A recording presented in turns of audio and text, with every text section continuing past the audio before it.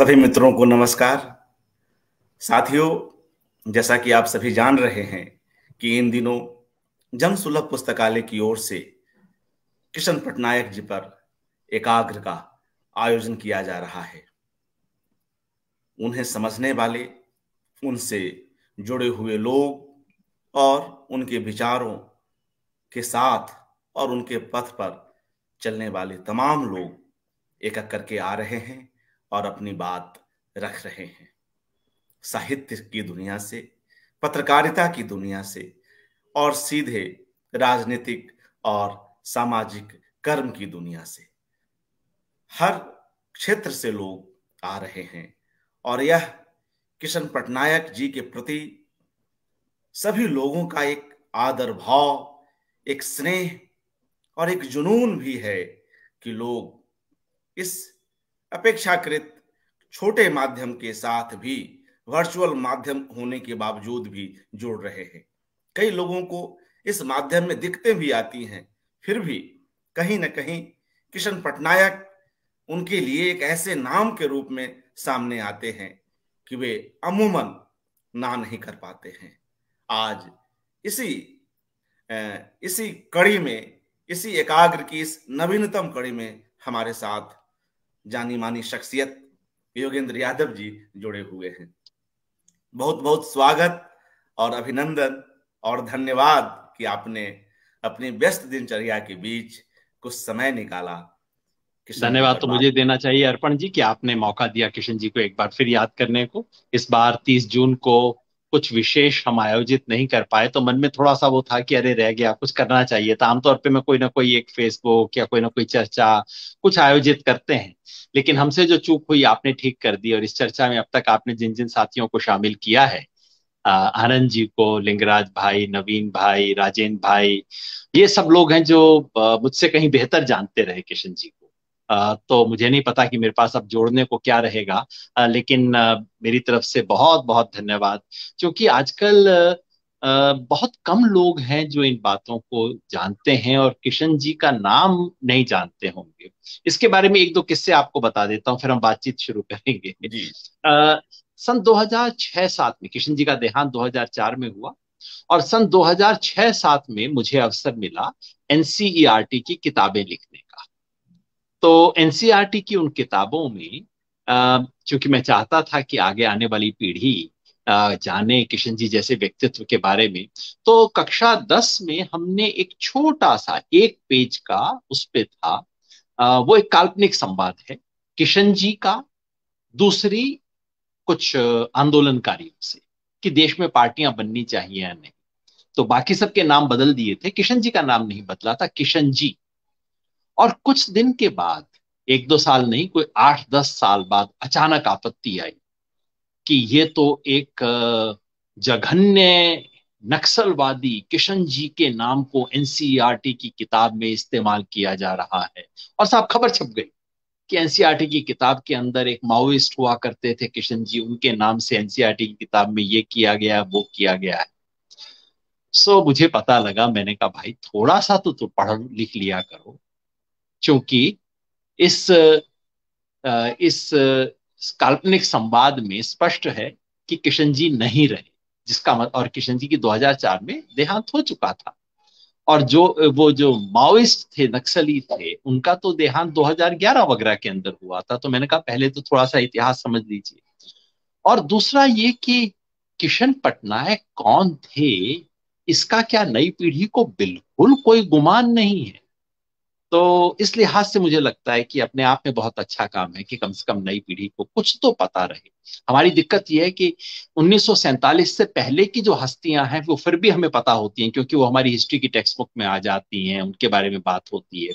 लेकिन 47 के बाद इस देश में जो लोग, बड़े विचारक हुए, उनके बारे में हम कुछ नहीं जानते। तो उस लिहाज से आप बहुत अच्छा काम कर रहे हैं। एक बात अभी बता दूं, अभी अपनी इस बातचीत से 15 मिनट पहले एनडीटीवी का एक शो था जिसमें मैं था। तो बात चल रही, देश के अंदर बातें तो आजकल एक ही होती हैं, नुपुर शर्मा और जुबैर और ये और वो, ये सब चल रही थी। तो उसमें एक सज्जन बोले, योगेंद्र यादव जैसे घोर लेफ्ट एक्सट्रीमिस्ट मैंने कहा भाई आप लेफ्ट एक्सट्रीमिस्ट का मतलब समझते हो? क्या आपने गांधी लोहिया जयप्रकाश की परंपरा का नाम सुना है? मैंने उनसे ये नहीं पूछा किशन पटनायक, क्योंकि वो तो वाकई उनकी जीके का इम्तिहान हो जाता। तो ये भी पता नहीं है किशन पटनायक को, तो अब आप छोड़ दीजिए, लोगों को ये भी पता नहीं है कि भारत में कोई गांधी लोहिया जयप्रकाश की परंपरा रही, जिसके प्रतिनिधि किशन जी थे, और जिस परंपरा से सीखने का हम सबको मौका मिला है।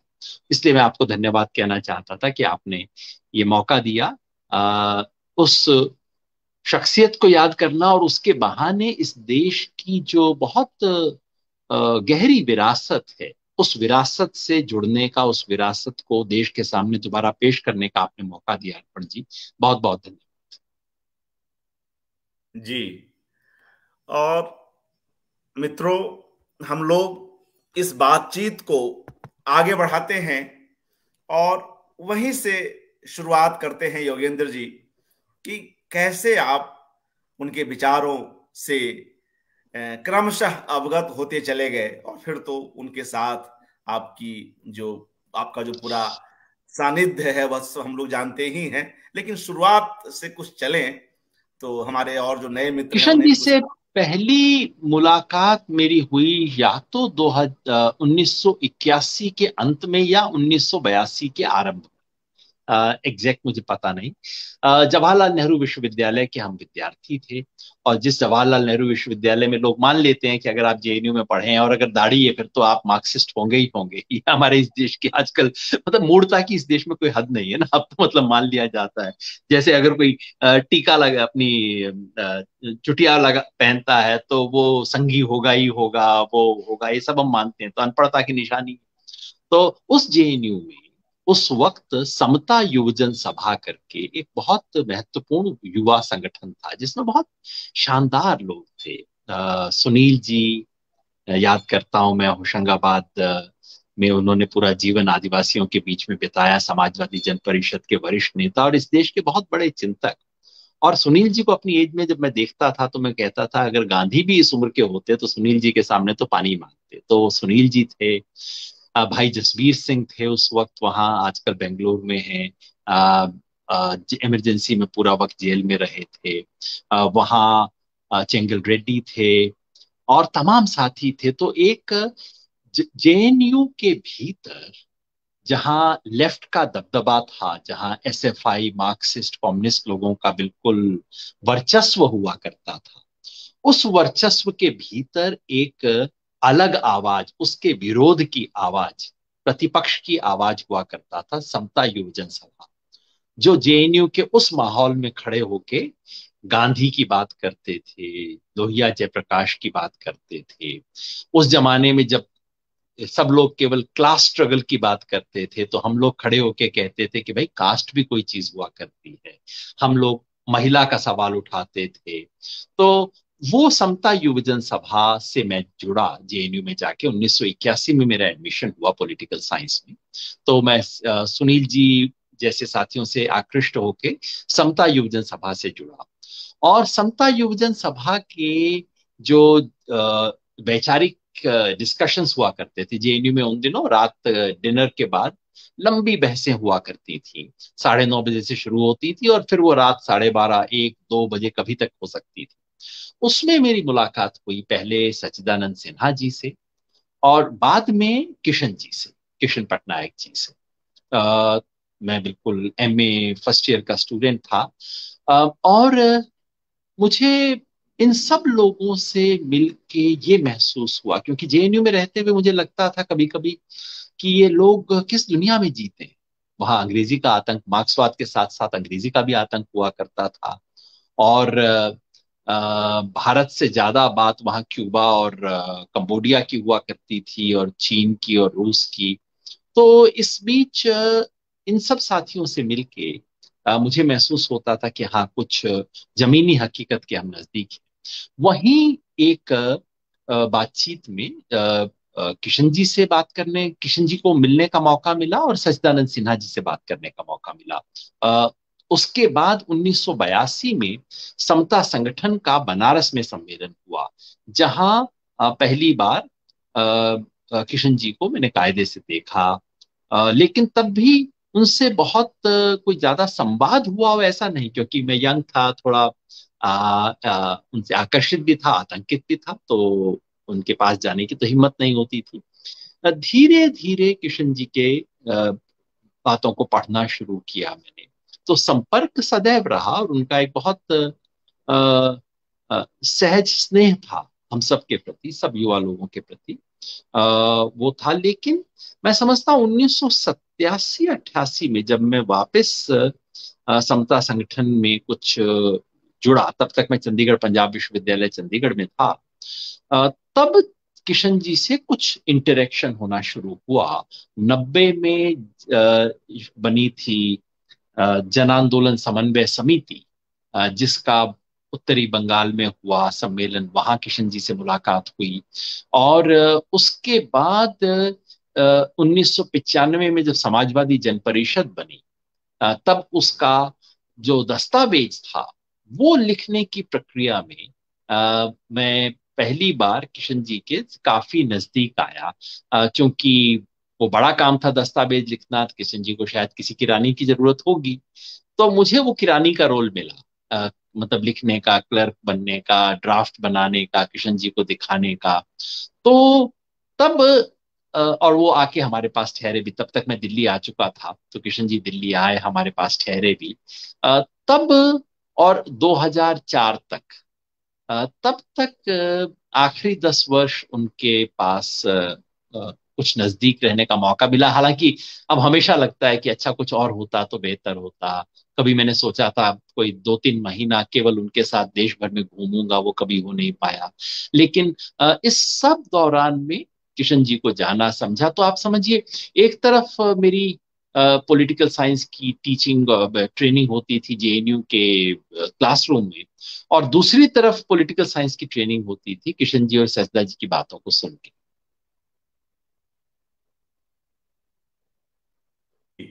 जी। और आप बाद में सामयिक वार्ता से भी जुड़े। सामयिक वार्ता से भी आप जुड़ते हैं। वह सामयिक वार्ता जिसके संपादन में और जिसको प्रतिष्ठित करने में, जिसको लोगों तक पहुंचाने में, जिसकी प्रसार संख्या को हजारों तक लाने में 77 से ही किशन पटनायक जी कुछ एक साथियों के साथ लगे रहे। वह भी एक समाजवादी आंदोलन के एक मुख्य पत्र के रूप में कहीं ना कहीं अपनी जगह रखता है। मैनकाइंड और जो एक दो और पत्रिकाएं जो लोहिया जी के समय निकला करती थी। जी, वो माइक को ऑन कर ले योगेंद्र जी। जी। जी। जी। सामयिक वार्ता से जुड़ाव बहुत पहले से था, क्योंकि सामयिक वार्ता तो जब हम जैसा मैंने बताया 1981-82 में जब हम समता संगठन से जुड़े, तब तक सामयिक वार्ता शुरू हो चुकी थी। जी। अ, और उसके पाठक के रूप में हम जुड़े थे। फिर धीरे धीरे अवसर मिला। मैंने शायद पहली बार तब, उस वक्त जेएनयू में जब हम थे 1981-82-83 में, तब एक अंग्रेजी की पत्रिका भी निकलती थी, बहुत थोड़े समय निकली वो, उसका नाम था समता एरा। तो मुझे याद है जेएनयू में वो निकालने का काम करते थे चेंगल रेड्डी और सुनील जी और जसवीर भाई साहब। तो हम लोगों को पहला काम वहां समता एरा में जो मिला था वो ये था कि उसके बंडल बना के भेजने का। तो मतलब बिल्कुल वो जो मुंडू वाला काम होता है ना, समता एरा के बंडल बनाना, उसको डिस्पैच करना, उसमें साथियों की मदद करना, वो सब काम हुआ। सामयिक वार्ता से जुड़ाव तभी से था, पढ़ने के लिहाज से। मैं उसके बाद पंजाब विश्वविद्यालय चंडीगढ़ गया, वहां जाके भी मैं पढ़ रहा था। लिखना मैंने शायद कुछ 85-86 में शुरू किया था पहली बार, शायद मुझे जो याद आता है। मैंने उन दिनों सबाल्टर्न स्टडीज नामक एक लेखों की ग्रंथमाला आई थी, तो मैंने शायद सामयिक वार्ता के लिए उसकी समीक्षा की थी, सबाल्टर्न स्टडीज की। शायद 1985-86 की बात होगी, या 87 हो सकता है। उन दिनों दक्षिण अफ्रीका में बहुत बड़े बदलाव हो रहे थे, उस पे लिखा था। और फिर ये बना कि नहीं, हाँ योगेंद्र जरा दुनिया पे निगाह रखता है, तो इससे कहो अच्छा वो साउथ अफ्रीका पे लिख दो, कुछ दुनिया में और कुछ हो रहा है उसके बारे में लिख दो। तो बीच बीच में कुछ कुछ लिखना शुरू हुआ। और उसके बाद जब सामयिक वार्ता को बाकी जगह से चलाने का संकट आया, तब दिल्ली के साथियों ने तय किया, अरविंद भाई उसमें अग्रणी थे, अरविंद मोहन जी जिन्हें आपने बात की है यहाँ पे। श्रृंखला में, क्योंकि अरविंद जी जितना नजदीकी से किशन जी को जानते थे, बहुत कम लोग जानते रहे। जी जी। तो अरविंद मोहन जी, भाई हरि मोहन जी, राजेंद्र राजन जी उन दिनों दिल्ली आए। तो फिर सब लोगों ने मिलकर तय किया कि हम वार्ता को दिल्ली लाएंगे। तब मुझे वार्ता की संपादन टीम में पहले मैं शामिल हुआ, और फिर कुछ अरसे के लिए वार्ता का संपादक बनने का भी सौभाग्य मिला। किशन जी के गुजरने के बाद भी वार्ता से कुछ समय वार्ता का संपादन करने का दायित्व मुझे कुछ समय तक मिला। अ, और वो अरसा था जबकि किशन जी के लेखन को थोड़ा और ध्यान से समझने का मौका मिला, क्योंकि एक तो तरीका होता है आप किसी के बने बनाए लेख को पढ़ लीजिए, दूसरा होता है जब आपके पास एक हस्तलिखित पांडुलिपि आती है, जब आप उसका एक एक शब्द देखते हैं, टाइप करवाते हैं, उसका प्रूफ रीडिंग करते हैं, तो आप एक अलग तरीके से उसकी बात को समझते हैं। तो तब मौका मिला। और उस जमाने में सामयिक वार्ता के, क्योंकि किशन जी हमेशा सामयिक वार्ता में लिखते भी थे, सामयिक वार्ता के संपादक थे किशन जी, तो जो कुछ होता था उनकी राय से होता था। तो बहुत विषयों पे किशन जी का दिमाग किस तरह चलता था वो देखने का मौका मिला, क्योंकि सिर्फ लिखे छपे हुए को पढ़ के आपको किसी भी व्यक्ति के पूरे दिमाग का, उसकी जो सोचने की प्रक्रिया है, पूरी समझ नहीं आती। मेरा ये सौभाग्य था किशन जी के साथ बैठ के वो सोचने का मौका मिला। एक वाकया बताता हूँ आपको, ये 1992 के बाबरी मस्जिद का जब विध्वंस हुआ उसके बाद की बात है। किशन जी ने एक लंबी श्रृंखला लिखी थी तब। से वो क्या था, सेकुलरवाद का घोषणा पत्र शायद ये नाम था। बाद में वो उनकी पुस्तक के अंदर भी वो विकल्पहीन नहीं है दुनिया में भी लेखों के रूप में वो प्रकाशित हुए थे। वो आ, उन अ, उन लेखों को देख धर्मनिरपेक्षता का घोषणा पत्र नाम से किशन जी ने लिखा था। ये देखता तो मैं किताब को भी कंसल्ट कर लेता हूँ बीच बीच में। धर्मनिरपेक्षता का ये राजकमल प्रकाशन से है किशन जी की पुस्तक, विकल्पहीन नहीं है दुनिया, जो कि उनके लेखों का संग्रह है। और अब भी अगर कोई एक संग्रह देखना हो तो ये सर्वश्रेष्ठ संग्रह है। हालांकि उसके बाद उन उससे पहले ये भारत शूद्रों का होगा नामक पुस्तक अरविंद जी ने बड़े आग्रह से छपाई थी। हाल ही में उसका एक नया संस्करण भी निकला है, और कई और साथियों के आग्रह से और उद्यम से किशन जी के बाकी लेख भी निकले हैं। लेकिन ये जो मैं बता रहा हूँ किस्सा आपको, 1992 के करीब किशन जी ने अ, उस वक्त सेकुलर विचार की क्या क्या कमियां हैं उसके बारे में लिखा। तो एक दिन किसी गोष्ठी में थे दिल्ली में, मैं उनके साथ गया, तो किशन जी ने कुछ बहुत तीखी बातें कही। अब ये बाबरी मस्जिद के डिमोलिशन का समय था, उसके बाद सब लोग सहमे हुए थे। वो समय था एक एक तरह से अपनी सेकुलर एकता दिखाने का समय। और किशन जी ने उस समय बहुत तीखे तरीके से देश के सेकुलर चिंतन की आलोचना की।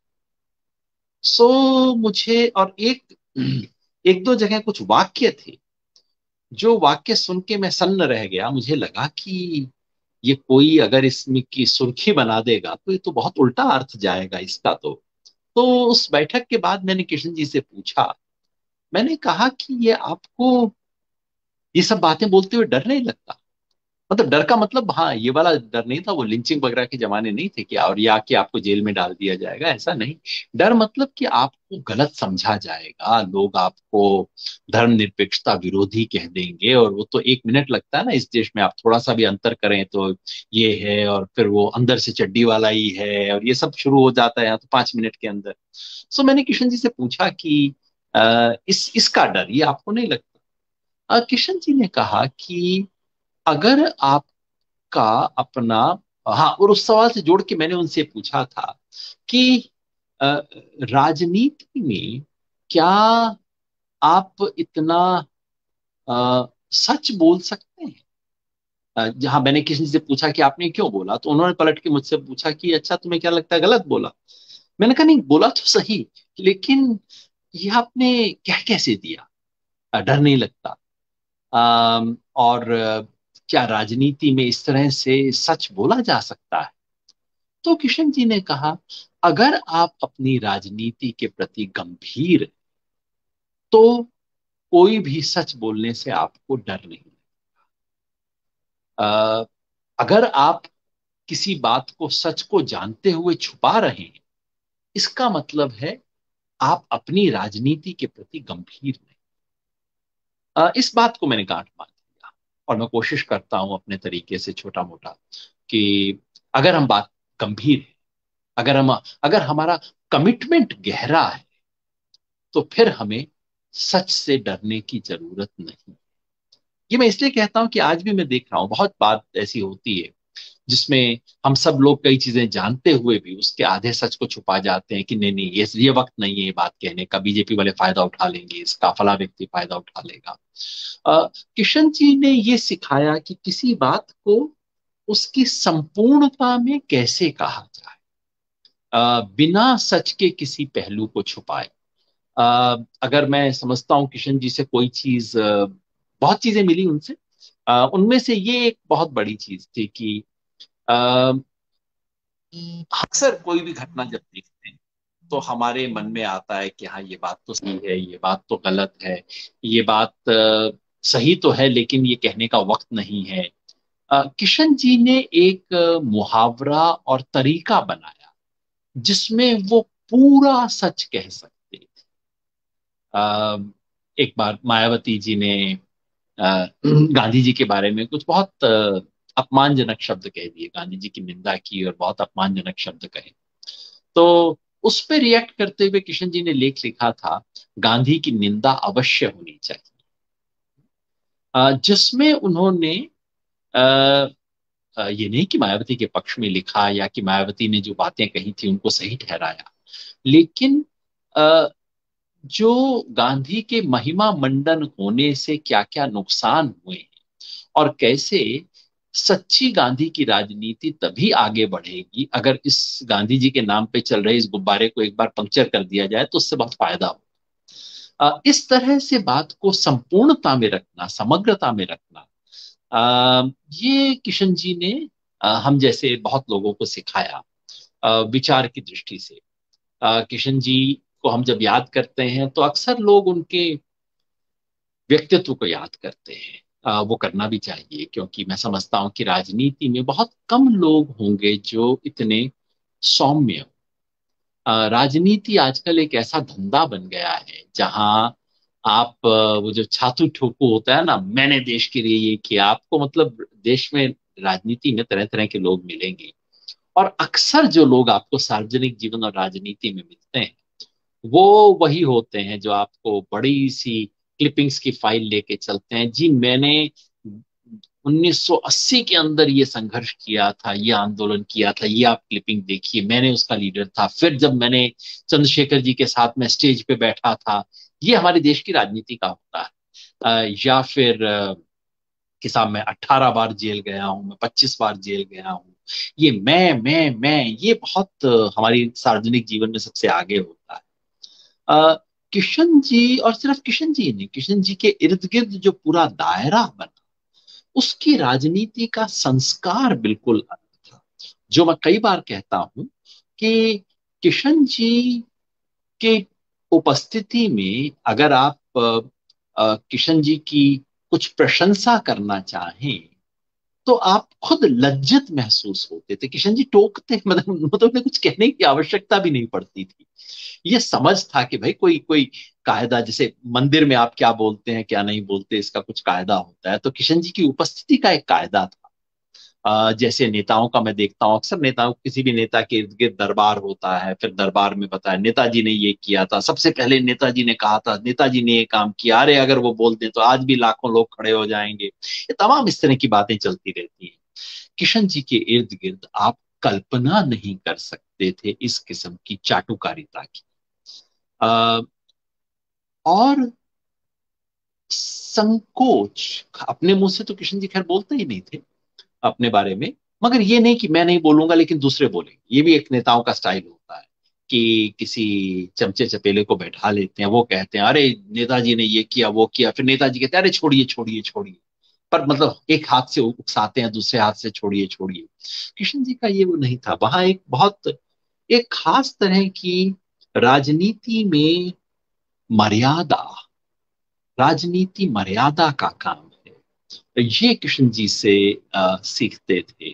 तो आजकल जब मैं खुद सार्वजनिक जीवन में हूँ, राजनीति में हूँ, तमाम तरह के लोगों से मिलता हूँ, और जब वो इस तरह की बातें, क्योंकि हमारे यहाँ तो राजनीति में यही चलता है ना कि तू पॉकेट मार है कि नहीं है इत्यादि, तो मेरा बहुत बार मन करता है लोगों से कहने का कि भाई, मुझ में 100 कमियां होंगी, जितनी आप जानते हैं उससे ज्यादा कमियां होंगी, लेकिन एक बात याद रखो, मैं मुझे किशन पटनायक ने बनाया था, तो सब कमियां होने के बाद भी शायद उतना नहीं गिर पाऊंगा, क्योंकि वो तस्वीर आज भी मेरे कमरे में यहाँ लगी हुई है, और वो तस्वीर आज भी मेरा मुंह देखती है और मुझसे सवाल पूछती है। ये तस्वीर, ये जो तस्वीर मैं आपको दिखा रहा हूँ, ये स्केच है किशन जी का, मेरा बहुत ही प्रिय स्केच है। तो जब तक ये तस्वीर इस कमरे में लगी है, वो तस्वीर तो कुछ सवाल मांगेगी ना, जवाब मांगेगी। ये जो सौम्यता थी किशन जी की, बहुत कम लोग राजनीति में होते हैं जो थोड़ा संकोची स्वभाव के होते हैं। और ये बहुत विचित्र है, क्योंकि राजनीति सार्वजनिक जीवन है, मिलना, लोगों से हाथ मिलाना, भाषण देना, ये सब। किशन जी वाकई संकोची थे, इंट्रोवर्ट तो नहीं थे, मगर कई मायनों में थे। एक अ, राजनेता से ज्यादा एक लेखक का स्वभाव था। और बाद में मुझे बहुत बाद में पता लगा कि किशन जी कविता लिखा करते थे अपनी जवानी के दिनों।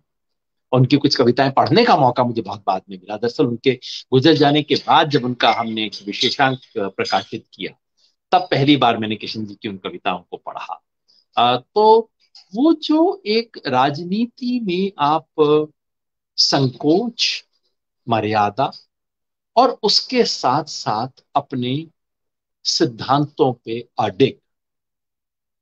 1989 का चुनाव था, जनता दल बना था, और बीजू पटनायक ने किशन जी से कहा कि आप लड़ लीजिए यहां से, और उनका जनता दल का टिकट ले लेते तो जीतना उनका निश्चित था वहां से उस वक्त।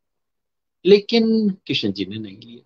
कई तमाम साथियों के कहने के बावजूद, शुभचिंतकों के कहने के बावजूद उन्होंने ऐसा नहीं किया। तो आदर्शों पे अडिग रहना, लेकिन उसकी डुगडुगी नहीं पीटना, दूसरी चीज। और मैं अपने सार्वजनिक जीवन में देखता हूँ, लोग अपनी ईमानदारी की ऐसे, मतलब अपनी ईमानदारी के किस्से इस तरह से सुनाते हैं दुनिया में। किशन जी ईमानदार थे, ये बात आप उनसे मिलने के 2 मिनट में जान जाते थे, और उसके बाद उसकी कोई चर्चा नहीं। और कहीं एक ये माहौल था कि अच्छा, इन चीजों के बारे में चर्चा भी हो सकती है क्या, क्या इससे अलग कुछ हो भी सकता है क्या। किशन जी, सुनील जी, सचिदा जी, अशोक सक्सेरिया जी, इन सबको जोड़ने की धुरी जो थी वो किशन जी थे। किशन जी थे तो उनके इर्द गिर्द ये पूरी मंडली थी। लेखकों में गिरधर राठी जी जैसे लोग थे, और ये तमाम साथी जो हमारी इस वार्ता में शामिल हो चुके हैं। ये तमाम एक मंडली थी, ये तमाम एक स्कूल ऑफ थॉट था। राजनीति में बहुत सफल नहीं हो पाए, चूंकि सफलता के उन मापदंडों को कभी किशन जी ने स्वीकार नहीं किया, अलग तरीके से सोचा। और सबको एक साहस दिया, कुछ लंबा सोचने का, कुछ दीर्घकालिक सोचने का। उनके जीवन के बारे में तो खैर जितनी बात कहें वो चलती जाएगी, लेकिन मैं एक चीज और कहना चाहता हूँ अर्पण भाई, वो उनके विचार के बारे में। और विचार में उसको एक परिप्रेक्ष्य में रखने की जरूरत है, क्योंकि किशन जी को अ, केवल उनकी जब तक हम उसके एक व्यापक परिप्रेक्ष्य में रख के नहीं देखेंगे, तब तक हम समझेंगे नहीं कि किशन पटनायक का महत्व क्या था। मैं बहुत सोचता रहा कि उनसे जो सीखा वो क्या था। बहुत बाद में जाके उनके गुजरने के कुछ साल बाद मैंने एक लेख लिखा था लोहिया पे। वो लेख लिखते लिखते मुझे समझ आया कि अच्छा, किशन जी का महत्व क्या था। देखिए, पिछले 150 साल में हमारे देश में दो वैचारिक परंपराएं रही, जो एक दूसरे से कभी नहीं। एक वैचारिक परंपरा है, एक देशज विचार की, भारतीयता की, जिसको कई बार इंडिजिनस कहा जाता है, जिसका विकृत स्वरूप ये हिंदुत्व वगैरह की विचारधारा है। लेकिन उसके आप सुंदर स्वरूप को देखें तो आप स्वामी विवेकानंद को देखेंगे, आप उसमें 19वीं सदी में भूदेव मुखोपाध्याय को देखेंगे, उसमें आप औरबिंदो को देखेंगे, और उसके सबसे बड़े चिंतक महात्मा गांधी हुए। महात्मा गांधी के बाद आप विनोबा को देखेंगे, उसके बाद आप अ, उस परंपरा को आगे बढ़ाते हुए तमाम दूसरे लोगों को देखेंगे। जो परंपरा बहुत छोटी होती गई और एक स्टेज के बाद इस परंपरा पे बीजेपी ने कब्जा किया, निर्मल वर्मा जैसे लोग इसके शिकार हुए। लेकिन जो अ, इसके इस ये एक धारा रही हमारे यहाँ पिछले 150 साल में, चिंतन की धारा, जिसे देशज धारा कहा जाए, जिसे आप भारतीयता की धारा कहें, जिसे आप उपनिवेश विरोधी धारा कहें, जिसे जिसने यूरोप केंद्रित चिंतन का विरोध किया, जिसने विचार में स्वराज की बात को स्थापित किया, ये धारा थी।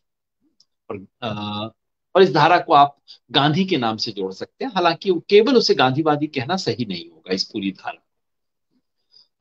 दूसरी धारा इस देश में समता की धारा है। वो धारा आप उसे चाहें तो फिर उसे विवेकानंद से जोड़ सकते हैं, आप चाहें उसे भक्ति की हमारी पूरी जो परंपरा है उससे जोड़ सकते हैं। लेकिन 20वीं सदी में उसके सबसे मुखर अभिव्यक्ति मार्क्सवाद में हुई, कम्युनिस्ट विचारधारा में हुई। जो भारत के सोशलिस्ट थे वो भी उसके एक डेमोक्रेटिक सोशलिस्ट जो हुए, वो लोग उसी की एक अंग के रूप में आए। और एक तरह से देखें तो जो फुले अंबेडकर विचारधारा है या नारीवादी विचारधारा है, ये सब समतावादी विचारधारा के ही अलग अलग स्वरूप। ये विचारधारा आज भी इस देश में कायम है, बहुत मजबूती से तो नहीं कहूंगा, कमजोर है आज राजनीतिक रूप से, लेकिन वैचारिक रूप से बहुत मजबूत रही। तो पिछले 150 साल से इस देश में ये दो विचारधारा रही, बहुत दो दो धाराएं रही, और ये दोनों धाराएं समानांतर चलती रही। ये दोनों धाराओं का आपस में एक दूसरे से संवाद नहीं, क्योंकि ये जो देशज थे उनपे उनके बारे में संदेह होता था कि ये समता मूलक नहीं है, समता विरोधी है। इनके बारे में होता था अच्छा ये सेकुलर भी है या नहीं है। इनकी भाषा से वो आती थी कि कहीं हिंदूवादी तो नहीं है। और ये जो समता में विश्वास करने वाले थे, ये अपने विचार यूरोप से लाते थे, अपने विचार, अपने प्रतिमान, अपने मानदंड, अपने सोच के मॉडल सब यूरोप से लाते थे। चाहे फेमिनिस्ट हो, चाहे कम्युनिस्ट हो, चाहे डॉक्टर अंबेडकर वगैरह ने भी बहुत कुछ यूरोप के चिंतन से सीखा, वेस्टर्न सीखा। तो इन पे हमेशा एक प्रश्न चिन्ह रहता था कि ये डिरेसिनेटेड हैं, ये हमारी मिट्टी से कटे हुए हैं, ये बातें। इस बात का मैं जिक्र इसलिए कर रहा हूं कि ये जो दो परंपराएं, धाराएं रही, जो एक दूसरे से बहुत कम मिल पाई, हल्का सा आपको महसूस होता है स्वामी विवेकानंद में इन दोनों का संगम। संगम तो कहना दूर होगा, पर एक दूसरे को कहीं छूती हैं दोनों धारा। गांधी के कुछ विचारों में ऐसी आपको क्षण भर के लिए इसकी एक झलक मिलती है, फिर वो निकल जाती है। अगर इन दोनों को जोड़ने का पहला प्रयास करने वाला कोई चिंतक है तो राम मनोहर लोहिया है। लोहिया के चिंतन में इन दोनों धाराओं को जोड़ने का एक तरह से सजग प्रयास किया गया। इस लिहाज से लोहिया को केवल समाजवादी कहना सही नहीं होगा, क्योंकि समाजवादी तो वो भी थे जो यूरोप की डेमोक्रेटिक सोशलिस्ट ट्रेडिशन से सीखते थे तमाम। अशोक मेहता भी समाजवादी थे, लेकिन लोहिया एक बहुत अलग अर्थ में समाजवादी थे। तो राम मनोहर लोहिया पहला व्यक्ति था, पहला चिंतक था जिसने इन दोनों धाराओं को जोड़ने की कोशिश की। और मैं समझता हूं उनके इस प्रयास को 21वीं सदी के संदर्भ में लाने का काम यदि किसी एक चिंतक ने किया तो वो किशन जी ने किया। किशन जी की सबसे बड़ी उपलब्धि, मैं समझता हूं सबसे बड़ी हम लोगों के लिए विरासत जो है, वो ये है कि 21वीं सदी के लिए वो कौन सा विचार होगा जो 21वीं सदी के लिए सार्थक होगा। इसलिए मैं किशन जी को समाजवादी नहीं कहता हूं। वैसे समाजवादी पे एक छोटा सा किस्सा जरूर बता दूं, फिर आऊंगा वापस किशन जी के विचार को किस तरह से हम समझें और कैरेक्टराइज करें।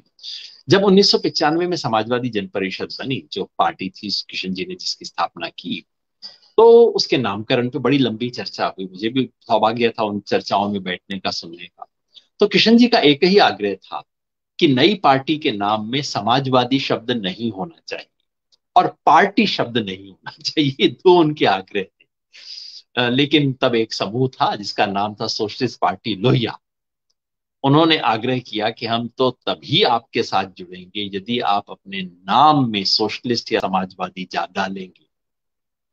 तो साहब उन्होंने एक तरह से किशन जी की बाह ऐंठ के, और किशन जी की बाह मरोड़ना बहुत आसान था इन चीजों में, सिद्धांत के मामले में कतई नहीं, लेकिन इन सब बातों में अपने साथियों की बात का बहुत सम्मान करते थे किशन जी। तो साहब नाम समाजवादी जन परिषद हो गया। और मजे की बात ये, या कहिए कि उस पे तुर्रा ये, कि वो जो समूह जिसने किशन जी की बाह मरोड़ के इसके नाम समाजवादी करवाया था, उसने कभी समाजवादी जन परिषद को ज्वाइन भी नहीं किया। तो नाम भी बदल गया और जन परिषद, और वो आए भी नहीं, साथ में जुड़े भी नहीं। खैर, महत्वपूर्ण बात यह है कि किशन जी को केवल समाजवादी कहना क्यों पर्याप्त नहीं, क्योंकि समाजवादी शब्द को 20वीं सदी में इस तरह से समझा गया कि वो लोग जो कि कम्युनिस्ट नहीं है, जो लोकतंत्र, जो समता में विश्वास करते हैं लेकिन समता के साथ लोकतांत्रिक, वो सब थे। और इस मायने में पूरा यूरोप का जो सोशल डेमोक्रेटिक ट्रेडिशन था, उसको कहा गया कि लोकतांत्रिक समाजवादी लोग हैं। भारत की समाजवादी परंपरा में खास तौर पर राम मनोहर लोहिया और किशन पटनायक, वो इससे कई दूर जा चुके थे, इससे कहीं आगे बढ़ चुके थे। और उन्होंने पहली बार 21वीं सदी के लिए क्या समग्र विचार हो सकता है, उसकी अगर बुनियाद, उसके अगर कोई सूत्र आपको कहीं मिल सकते हैं, तो किशन जी में मिलते हैं। किशन जी ने केवल ये नहीं कहा कि समाजवाद का विचार सही है, लोहियावाद सही है, और लोहियावाद आज के लिए ऐसा होना चाहिए, या लोहियावादी विचारधारा को स्थापित करना, जो कि सामान्यतः होता है। सामान्यतः विचारधाराओं में विश्वास करने वाले अपनी विचारधारा का डंका बजाते हैं, दूसरों को गलत ठहराते हैं। किशन जी ने ऐसा नहीं किया। किशन जी ने बजाय कि केवल समाज, जिसे समाजवाद कहा गया था उस जमाने में, 1960-70 के जमाने में, उसके विचार का परिष्कार किया। और विचार का परिष्कार करते समय गांधी के साथ एक नए सिरे से संवाद किया। विचार का परिष्कार करते हुए मार्क्सवाद की कुछ धाराओं के साथ दोबारा एक नया रिश्ता बनाया। इस विचार का परिष्कार करते हुए फुले अंबेडकर परंपरा जो थी, उस परंपरा से दोबारा सीखा, उस परंपरा से एक जीवंत रिश्ता बनाया। और पर्यावरण का सवाल, जो कि इन सब चिंताओं में कहीं नहीं था, 20वीं सदी के तमाम समतावादी विचारों में पर्यावरण का विचार लगभग था ही नहीं। पर्यावरण के विचार को और वो केंद्र में लेके आए। तो 21वीं सदी के लिए समाजवाद क्या हो सकता है, या यूं कहिए 21वीं सदी के भारत के लिए कौन सी विचारधारा उपयुक्त रहेगी, उसका पहला ड्राफ्ट यदि किसी व्यक्ति ने बनाया, वो किशन पटनायक थे। जैसा मैंने कहा, उन्होंने विकास के सवाल, क्योंकि सब समाजवादी, सब लेफ्टिस्ट, सब मार्क्सिस्ट, सब लोग विकास को पूछते थे कि भाई और विकास होना चाहिए, और डेवलपमेंट होना चाहिए, और मशीन, और उद्योग। लोहिया ने इस पर कुछ सवाल उठाए थे। किशन जी ने विकास की प्रक्रिया कितनी विनाशकारी हो सकती है, उस सवाल को पहली बार राजनैतिक चर्चा में स्थापित किया कि ये केवल कुछ पर्यावरणवादी लोगों के मन का फितूर नहीं है, ये एक गंभीर राजनीतिक सवाल है। किशन जी ने इस देश के लिए क्या अर्थनीति होनी चाहिए, उसके लिए नए तरीके की सोच क्या होनी चाहिए, उसका सवाल खड़ा किया। किशन जी ने इस देश का बुद्धिजीवी कैसा होना चाहिए, इसके नए प्रतिमान स्थापित किए। किशन जी ने हमारे राजनीति, राजनीतिक जीवन और वैकल्पिक राजनीति की दिशा और दशा क्या हो सकती है, उसके बारे में एक नई समझ बनाई। मैं समझता हूं कि ये सबसे बड़ी देन है किशन जी की, क्योंकि 21वीं सदी में यदि हमें उस विचार को 21वीं सदी में यदि हमें विचारों का आग्रह रखना है, तो एक 20वीं सदी के किसी बने बनाए विचार को दोहरा देने भर से काम नहीं चलेगा। हमें नए तरीके से उन विचारों को गढ़ना हो। और इसलिए किशन जी ने अपने विकल्पहीन नहीं है दुनिया की प्रस्तावना में कहा कि इस विचार को मैं क्या नाम दूं, मैं समझ नहीं पा रहा हूं, मैं इसको बस देशज विचार कह देता हूं। उन्होंने समाजवाद नहीं कहा, लोकतांत्रिक समाजवाद नहीं कहा, कह सकते थे, लेकिन वो एक नए विचार का बीजारोपण किशन जी कर रहे थे। और हम सब की जिम्मेवारी है कि उस नए विचार के जो बीज किशन जी ने दिया था, उसको अब हम उसका आज के संदर्भ में हम उस उसका विस्तार करें, उस बात को हम आगे लेके आए। ये हमारी जिम्मेवारी बनती है। और खास तौर पे जो आज इस देश में नफरत की आंधी चल रही है हिंदू मुसलमान के सवाल पे, और जो एक तरह से सेकुलर विचार बिल्कुल पंगु होके इस देश में बैठा हुआ है, अगर उससे हमें बाहर निकलना है, तो किशन जी ने जो 92 में राम जन्मभूमि बाबरी मस्जिद विवाद के बाद और बाबरी मस्जिद को ढहाने के बाद किशन जी ने जो लेख लिखे थे, जो कुछ विचार व्यक्त किए थे, वो बहुत जरूरी है। किशन जी की स्थापना थी कि आप इस तरह की सांप्रदायिकता का मुकाबला केवल हिंदू मुस्लिम एकता की बात करके नहीं कर सकते। इस तरह की सांप्रदायिकता का मुकाबला केवल सेकुलरवाद से नहीं कर सकते। इसके लिए कहीं ना कहीं राष्ट्रवाद को और सामाजिक न्याय, इन दोनों को लाना होगा, क्योंकि राष्ट्रवाद और सामाजिक न्याय ये दो औजार हैं जो कि देश बनाने, देश को मजबूत करने के लिए काम आएंगे, और वो सांप्रदायिकता की काट बन सकते। ये विचार किशन जी ने रखा था। तो मैं चाह रहा था कि बाकी बातें तो हुई होंगी, कई साथियों ने संस्मरण बताए होंगे, किशन जी के मुख्य विचारों की बात तो हमारे सब वैचारिक साथियों ने की ही होगी, लेकिन उसको इस परिप्रेक्ष्य में मैं रखना चाह रहा था अर्पण जी, ताकि हम ये समझ सके कि कृष्ण पटनायक का महत्व क्या है। कृष्ण पटनायक को जब हम पढ़ना शुरू करें, तो हम कहाँ से पढ़ना शुरू करें, किस किस दृष्टिकोण से हम उसको पढ़ना शुरू करें। अभी भी काफी काम बाकी है। किशन जी की किताबों का मैं समझता हूँ अंग्रेजी में अनुवाद होना चाहिए।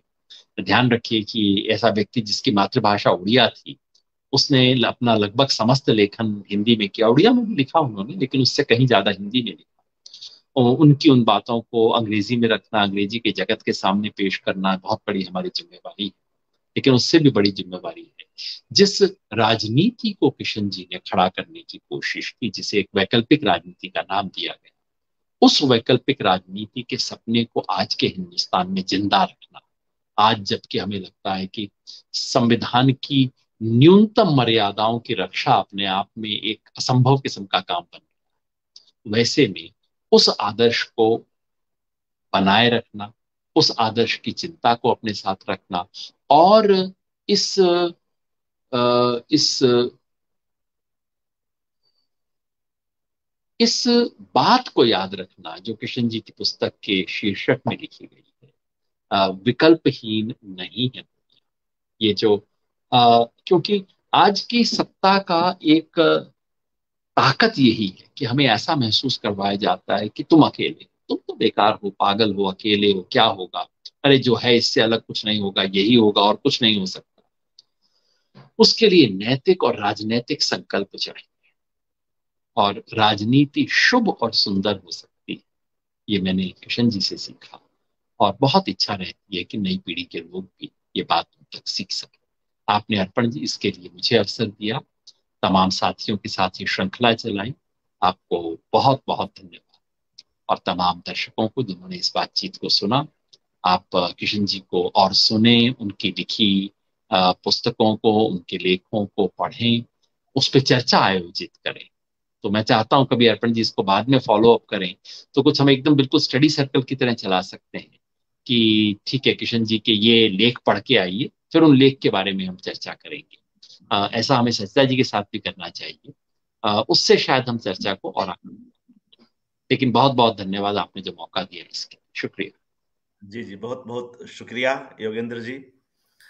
आपके इस वक्तव्य के माध्यम से ऐसे कई पक्ष हम कृष्ण पटनायक जी के जान सके, जो अब तक, जिनमें से अब तक कई पक्ष उस तरह से व्याख्यायित नहीं हो पाए थे।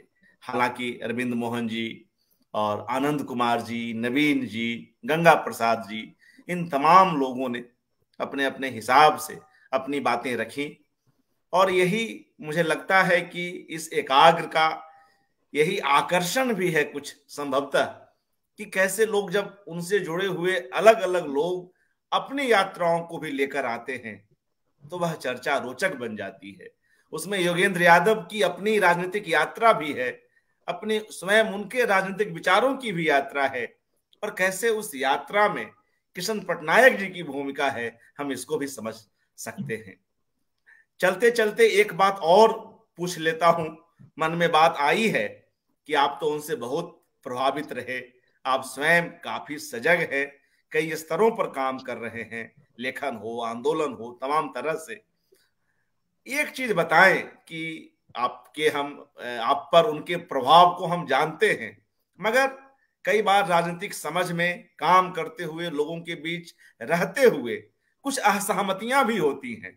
तो कुछ इस और भी कुछ बात अगर कर सकें कि कभी किसी बात पर असहमति हुई आप दोनों की, या आप उनसे सहमत ना हो सके, कोई ऐसा वाकया जो शेयर करना चाहे। अक्सर देखिए, किशन जी से हमारा उस तरह का रिश्ता नहीं था कि देखिए, असहमति तो असमंजस कई बार होता था, कई बार उनसे पूछने की इच्छा होती थी, कई बार